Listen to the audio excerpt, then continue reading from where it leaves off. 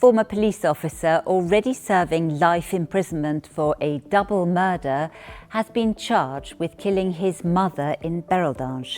Hello, I'm Sasha for RTL Today and RTL Today Radio, and here are the 5 news stories we think you should know about at the end of this week. Luxembourg is going through a heat wave this week, with temperatures expected up to 32 degrees, part of an early summer heat wave that is sweeping Europe. A national survey has found smoking among young people has risen. Nearly 1 in 3 Luxembourg residents, aged 16 and over, use tobacco or nicotine products. Luxembourg's Foreign Minister Xavier Bettel has put forward Jean-Claude Juncker as a potential European negotiator with Russia over the Ukraine war. The United States and Iran have agreed a framework for a 60-day ceasefire extension and a memorandum of understanding to launch negotiations on Iran's nuclear program.